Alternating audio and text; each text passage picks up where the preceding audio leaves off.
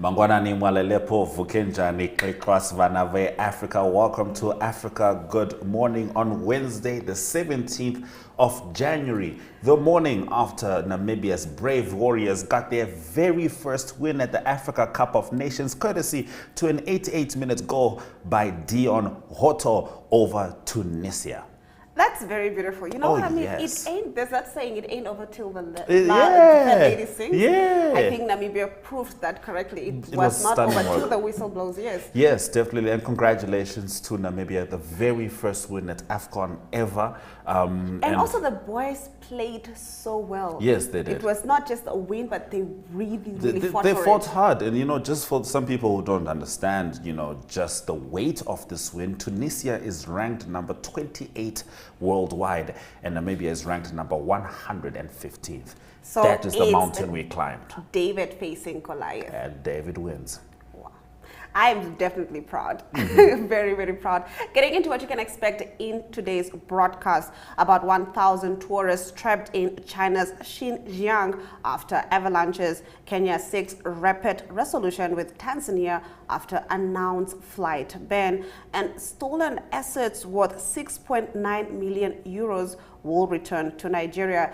A little bit later on in the show, we'll be speaking to Ari Hohat, who will be filling us in on the latest news in South Africa. To stay tuned for this and more on Africa Good Morning.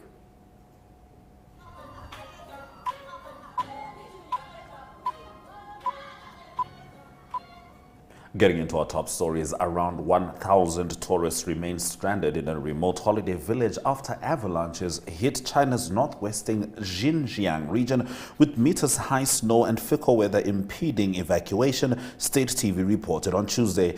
Now, road access to Hemu village, a scenic destination near the borders of Kazakhstan, Russia and Mongolia, where the tourists were trapped, has been cut off by avalanches for several days now. The village is situated in Xinjiang's Altai prefecture, where continuous snowfall in some areas has lasted 10 days, it said. The heavy snowfall triggered dozens of avalanches along large sections of highways in the Altai Mountains leading to the Kana scenic area, and some tourists were lifted by helicopter to safety, Chinese state media outlets reported over the weekend. In our next story, Tanzania on Monday announced it had withdrawn approval for neighboring Kenya's flagship carrier to operate a passenger service between the countries starting next week. The Tanzania Civil Aviation Authority, on behalf of the Aeronautical Authority, said the move was in response to Kenya's Civil Aviation Authority denying Air Tanzania the approvals it needed to operate all cargo flights between the two countries. Kenya Airways operates daily flights to Dar es Salaam. Nairobi said there should be no cause for alarm, though we have jointly agreed that our respective civil aviation authorities will work together to have the matter resolved amicably within the next 3 days. There should therefore be no cause for alarm, Kenyan Foreign Minister Musalia Mudavadi said. This is the latest trade dispute to plague the East African Community Regional Economic Bloc. Kenya has previously blocked the importation of milk from Uganda and farm produce from Tanzania. Tanzania has restricted importation of onions to Kenya, leading to skyrocketing prices for the essential commodity. Now, a court has ruled that stolen assets worth £6.9 million can be returned to Nigeria. Now, it comes after Jersey's Attorney General served a forfeiture notice to the Royal Court in Jersey in November. The court ruled the money deposited in a Jersey bank was likely stolen by officials in the Nigerian government in 2014. The return of the assets will now be negotiated with the Federal Republic of Nigeria. The transfer of money was disguised as government-sanctioned contracts for arms purchases during the incursions by Boko Haram in Nigeria between 2009 and 2015. Now, the government of Jersey said it was probable that most of the funds meant for legitimate arms deals were diverted through foreign bank accounts to and from shell companies. Burundi closed again its land borders with Rwanda last week, marking a swift reversal just over a year after reopening. The abrupt shift has reignited concerns about the delicate state of diplomatic ties between the two countries. The land borders were closed, according to Rwanda's office of the government spokesperson, without any formal notice. Rwanda only learned about Burundi's unilateral decision to shut borders through media reports. The closure and the way it was implemented is widely seen as a diplomatic failure on the part of Burundi. Diplomatic norms dictate that neighboring countries should be informed of such decisions in advance to avoid unnecessary tensions and foster an environment of cooperation. The latest decision follows the announcement by Burundian President Evariste Ndayishimiye a fortnight ago that Rwanda was behind a recent attack in southern Burundi, far from the Rwandan border, in which civilians were reportedly killed. Now, the director of Maputo Central Hospital, Mozinho Saide, has denied rumors that the hospital is facing a shortage of food and insulin. According to Mozinho, who was speaking to reporters on the sidelines of the ceremony to hand over orthopedic and traumatology instruments to HCM, it's not true that there is a shortage of food for patients. We try to serve according to the calories that each patient needs to consume. Maybe there are those who are used to eating more and think that what the hospital serves is too little. Those have been our top stories on Africa Good Morning. After the break, we talk to Ari Hohad from everything, including floods to water shortages in South Africa. Neopaints has established a 67-year Namibian legacy, creating personalized paint solutions that blend quality and innovation for the Namibian people. We pride ourselves in being a 100% Namibian-owned company, investing in our country and our people by employing and empowering true Namibians. With every brushstroke, Neopaints commits to our quality guarantee and always delivering a coat of excellence. At Neopaints, we always stay true to our country. We are as Namibian as you.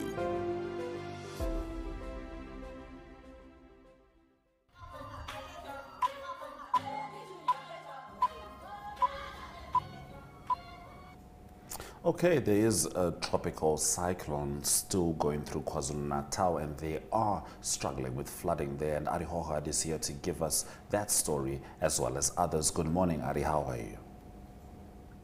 Yes, a very good morning. It's nice to talk, Ashwin, and congratulations from South Africa to Namibia. Brilliant performance in the soccer beating Tunisia. So we envy that. South Africa lost. So we have to continue. Yes. No, it's all right. We will hug you for now, as our brothers. But, in my country, there's a saying that says someone refusing pap is not a reason to refuse your own. So as much as South Africa is yet to have pap at AFCON, Namibia is eating. Please continue, Ari. Yes, absolutely. We salute Dionato as well. New name on the horizon. But let's get to that story that you talked about. It looks clear behind me. It's not like that clear around Durban, KwaZulu-Natal. Lots of challenges with flooding there. There's a new orange level 5 warning. The tropical cyclone Belal that's been close to the coastline of the west, the KwaZulu-Natal. That's some of the dams overflowing. That's actually some of the dams in the Eastern Cape. That's the Gouka Dam. And that's the other good news, at least, is that dams are full. So the dams in the Eastern Cape, March 2023, just a few months ago, it was 14%. Now it's overflowing. But that's the scene in Ladysmith. So that's challenges, obviously, when it rains so much. There's households, people that are being displaced. There's 40 people that lost their lives the last month in that area as well. So it is disruptive, and it's more to do with roads and settlements. And many times the settlements have a mud-based houses and built on riverbanks, like in this example. So it is a challenge in the KwaZulu-Natal area. There's rain forecast for the coastline, but specifically north of Durban. So that's still a challenge for South Africa, the floods in the Durban area. Now, in your next story, South Africans are set to brace their pockets as economists warns that the interest rates look set to remain high this year, and the prices are expected to also keep climbing. Can you get into this? Yes, going into the new year 2024, everybody's trying to figure out what the year might look like. In terms of interest rates, the indication from the economists and experts is that the rate will remain around 11.75 to the end of January. That might come down a little bit. But the challenge is that many people default on their home loans, and not only home loans, there's also obviously other debt situations that they're in. It's cars and personal debt. So the middle class is on a tight budget in South Africa.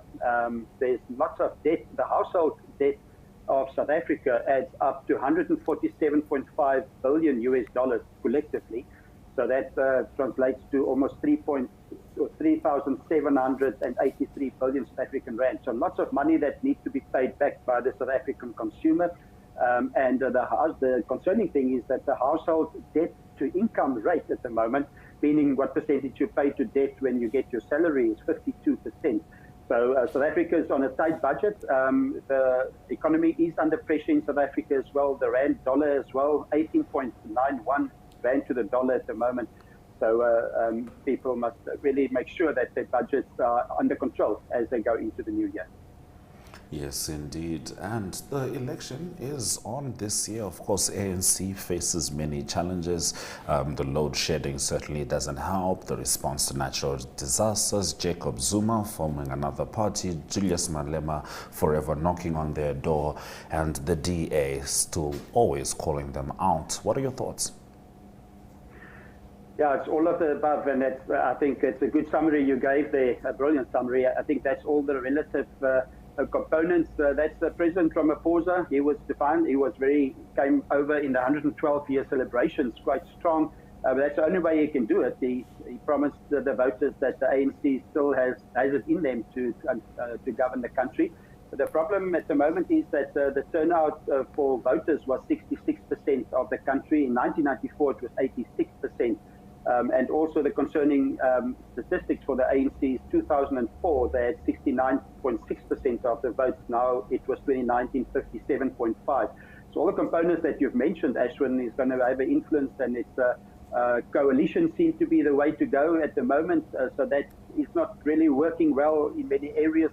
But there's 400 seats that they will vote for, 230 currently at ANC seats, and 84 for the DA. But there's definitely going to be some changes. We're waiting for the date still. It's not confirmed when the date will be, somewhere between May and August.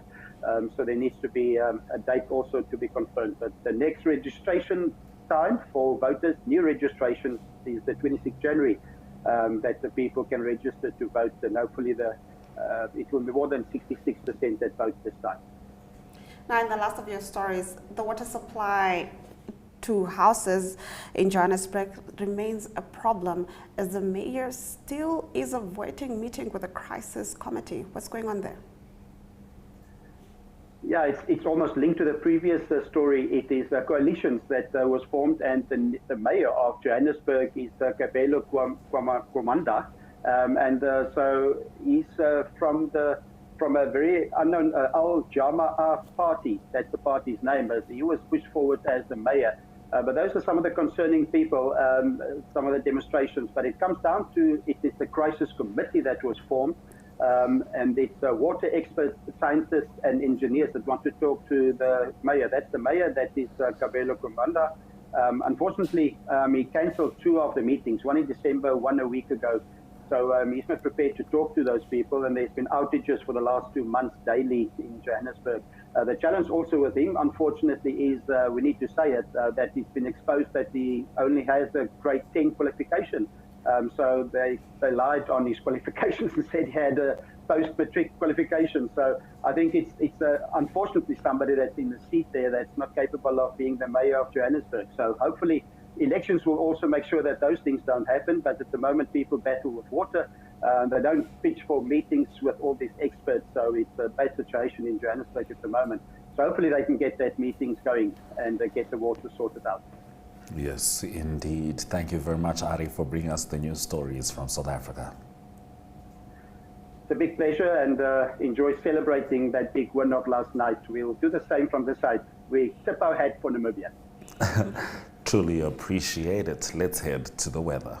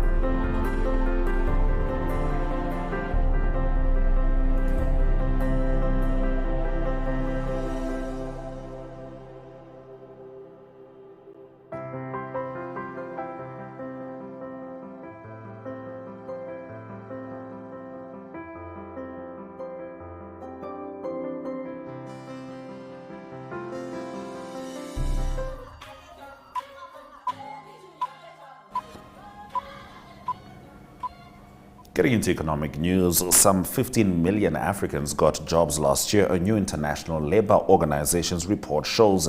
Yet 148 million African workers were taking home less than $2.15 per day, reflecting an increasingly poor working environment on the continent. ILO's World Employment and Social Outlook 2024 report shows that while 15.8 million more Africans secured employment last year, 3.5 million, or 22% of them, were earning less money per day than the global average hourly pay. In sub-Saharan Africa, such workers, categorized as extremely working poor people, constituted 32.8% of all those currently employed, more than 4 times the global average of 6.9%, highlighting a stark difference between the working conditions globally. Globally, the report shows that the number of extremely working poor people increased by only 1 million from 240.1 million in 2022, an indication that the number dropped in other regions around the globe as it rose in Africa.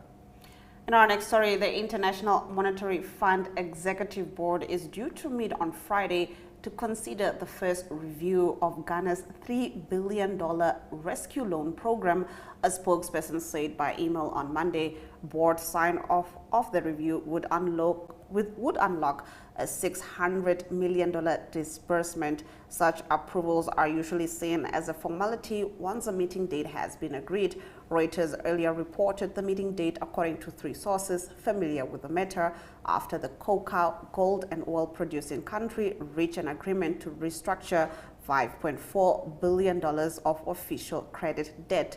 Ghana struck the deal with its bilateral lenders, including China and France, late last week, a key step to unlocking the second tranche of IMF funding.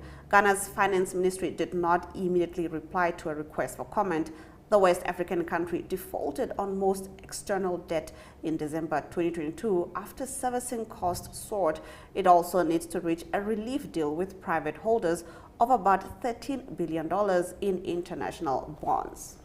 All right, so those have been our economic news stories. We're going to swing over to the indicators just before Ari returns with the sport.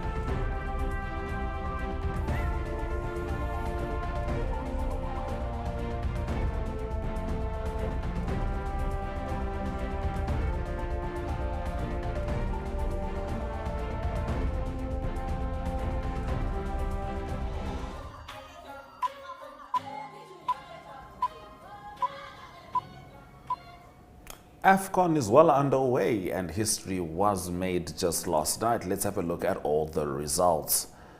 Yes, it was Namibia versus Tunisia. Namibia registering its very first win in the Africa Cup of Nations, beating Tunisia 1-2. Mali beating South Africa 2-0. Algeria and Angola played on Monday to a 1-1 draw. And today it's going to be Morocco facing Tanzania. And then the Southern Africans go at it, DR Congo versus Zambia. Here is Ari Hochad with the rest of the sport.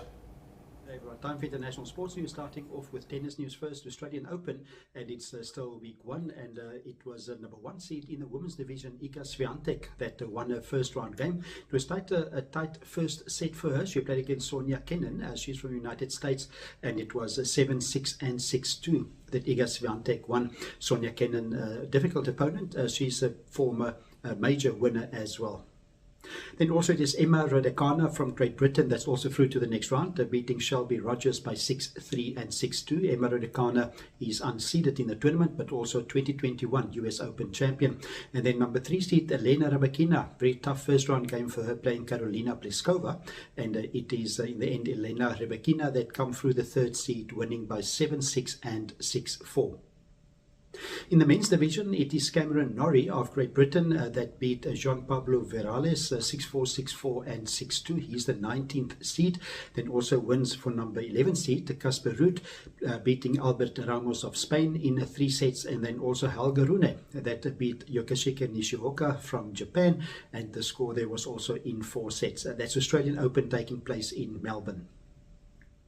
Continuing international sports news with football news, soccer news, and it is FIFA that announced the men's Best Player Award and Best Coach Award. The best player for 2023, that is Lionel Messi. It was a close vote against Erling Haaland of Manchester City and also Kylian Mbappe, but in the end it was Lionel Messi, the 36-year-old, announced a FIFA Men's Player of the Year. The soccer coach of the year is Manchester City's Pep Guardiola. That was expected. It was Manchester City that won the treble last year. It's only happened twice in history, and it is the treble is winning the Premier League of Britain, and then also the FA Cup and also the Champions League. More soccer news or football news is that Everton and Nottingham Forest, they've been charged by the English Premier League, and that is for breaking profit and sustainability rules in the season of 2022-2023. And that is because of big losses that they made in those seasons. Clubs are allowed to make a loss of 105 million euros over a 3-year period, and it seems like those 2 clubs, Everton and Nottingham Forest, went behind that. So there's a risk for them to lose league points. And staying with football, it is coach Jose Mourinho that was sacked by Roma as coach. It's a difficult season for Roma. They're 9th in Serie A at the moment and also knocked out in the Coppa Italia. And he was appointed in May 2021 as coach. He formerly also coached Manchester United, also Chelsea, Real Madrid and Tottenham Hotspur. And closing today's international sports news with rugby news, it's news from the British and Irish Lions that announced that there will also be a women's British and Irish tour, and that will be in 2027 to New Zealand. The British and Irish Lions teams made up of 4 teams, that is England, Ireland, Scotland and Wales. So it will be the first time there will be a women's Lions team, and they will play the 6-time world champions New Zealand in 3 tests. That's in 2027. The men's tour, the next tour will be in 2025, and that will be the British and Irish Lions touring of Australia, and they also have a new coach, and it was Andy Farrell that was announced as the coach of the British and Irish Lions for this 3-test series against Australia next year. That's international sports news for today. Hope you have a great sport day, and we talk international sport again tomorrow. Goodbye.